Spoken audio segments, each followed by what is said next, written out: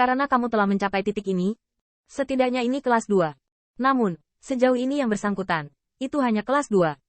Setelah cibiran selesai, Bai Guanxing mengangkat kepalanya ke langit, melambaikan lengan bajunya, dan mengikuti hukum, seolah-olah keberuntungan surga ditambahkan ke tubuhnya. Tarik awan dan lihat matahari. Dengan teriakan keras meluncur ke langit, saya melihat bahwa setelah raungan Bai Guanxing, langit mendung tiba-tiba menjadi cerah, matahari terbenam, dan angin laut perlahan-lahan menjadi tenang. Putri Wenqing juga mampu menstabilkan sosoknya. Dia melihat tsunami yang mengguncang langit sedetik sebelumnya. Dan pada saat ini Tianhe sedang beriak ringan, dan dia tidak bisa menahan keterkejutannya. Apakah ini rusak? Tanda seru. Di atas kapal perang, saya tidak tahu berapa banyak tentara dan dewa yang dengan kagum memandang Putra Baize yang berdiri dengan bangga di haluan, mengangkat tangannya dan melemparkan awan ke matahari. Ini benar dan wajar. Ini adalah membalikkan telapak tangan untuk mengubah dunia.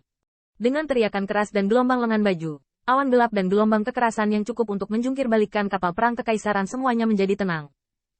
Ke Tiangxuan melihat ke arah Tianhe yang tak berujung, dan Tianhe tidak terbatas, dan dia samar-samar sudah bisa merasakan nafas angkatan laut surgawi di mata kaisar yang sempurna. Tetapi sangat disayangkan bahwa para dewa di bawah komandonya tidak memiliki tatapan tajam seperti itu. Kedua pasukan belum berkonfrontasi, dan divisi militer dari kedua belah pihak sudah mulai bertempur di udara. Pada saat yang sama, pelopor ketiga dari Angkatan Laut Pengadilan Surgawi, ada bayangan para dewa yang berputar-putar di ketinggian rendah Tianhe, dan hanya setelah beberapa saat, mereka jatuh di depan jenderal utama yang menyekat tombak tajam. Kakak, aku khawatir aku tidak akan bisa mendapatkan sisa-sisa Pengki tua, sayang sekali. Tapi tidak apa-apa. Kakak laki-laki membunuh seorang jenderal anti pencuri dari klan Kunpeng dengan satu pukulan.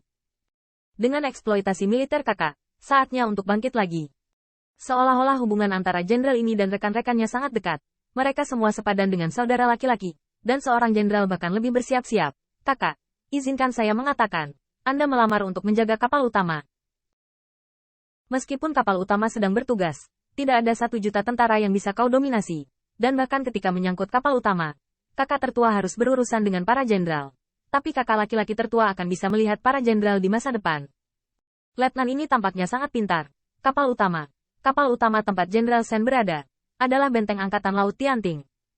Meskipun setelah pemindahan kapal induk, sepertinya kekuatannya tidak sebagus sebelumnya. Tapi disebut apa? Ini disebut bisa mencapai puncak. Ini disebut bercampur menjadi kelas atas. Selama Anda bisa melewati rintangan ini, apakah Anda masih khawatir akan bingung di masa mendatang? Lagi pula, ada satu kata lagi yang tidak akan diucapkan sang jenderal, yaitu boleh saja memimpin pasukan di bawah pada masa damai. Tetapi kaisar ini berjuang. Perang semakin sengit, dan tidak ada lagi, jika Peng Laoqi sekarat di kapal perang mereka. Menabrak. Nah, nantikan aku setiap hari. Aku akan pergi. Bukankah pionir ketiga milikmu? Tuan Jenderal tersenyum dan menamparkan letnan dengan pukulan. Yang terakhir menyeringai dan berkata, saudaraku, izinkan saya melakukan ini kali ini. Dan ketika Anda siap, Anda dapat membawa saudara-saudara Anda dan menjadi kaya.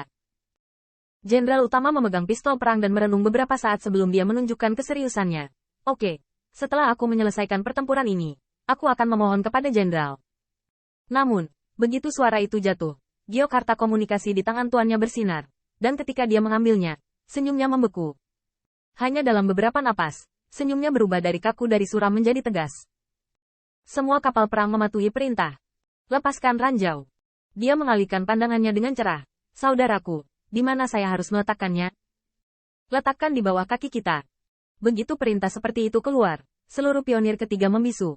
Tambang, seperti namanya, adalah pembunuh yang dipenuhi dengan banyak emas rel kereta api dan batu obsidian. Ini adalah senjata hebat yang digunakan untuk menangani Huakun dari klan Kunpeng. Marinir pengadilan surgawi berani dan pandai bertempur. Semua orang tahu apa artinya menjatuhkan ranjau ke Tianhe di mana armada mereka berada. Mendengarkan. Jenderal Dewa meraung dan menaiki busur tinggi-tinggi dengan pistol di tangannya saat dia lewat. Dia menepuk jenderal yang masih tenggelam dalam tidur sambil berjalan. Saudaraku, saudara, dalam hidup ini, aku khawatir aku tidak akan bisa berbaur dengan kapal utama. Melihat darah suci klan Kunpeng di tombak perang, Jenderal utama tersenyum muram. Peng Old Seven, aku tidak menyangka akan bertarung denganmu seumur hidup.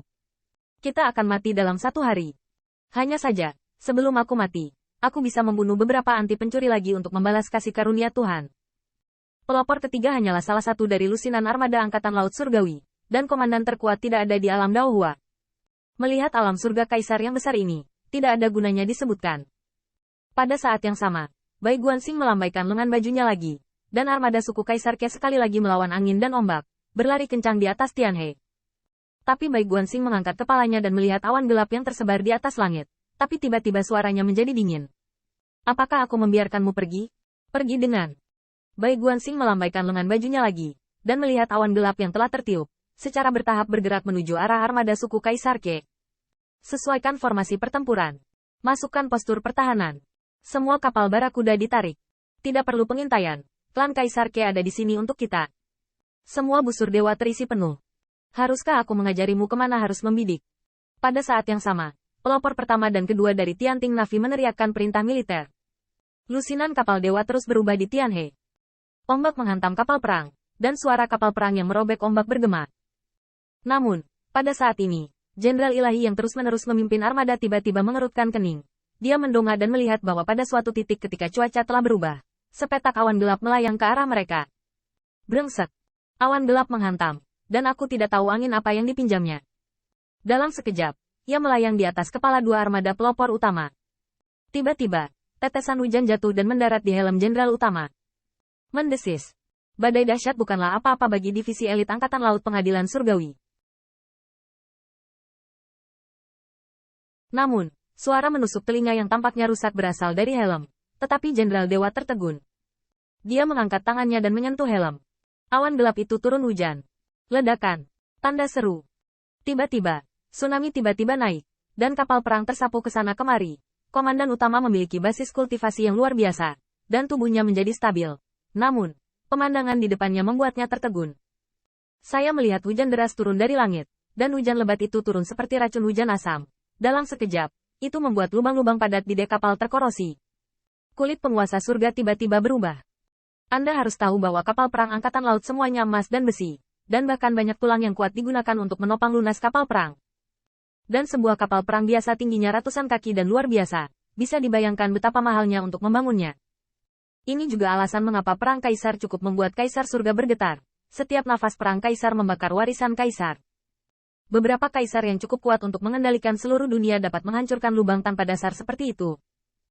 Namun, pada saat ini, kapal perang yang dilemparkan oleh Dao Tai meledak seperti kayu busuk di depan hujan lebat ini, dan bahkan Dao Jin terkorosi. Bisa dibayangkan akan seperti apa hujan deras ini turun ke tubuh para prajurit surgawi dan jenderal.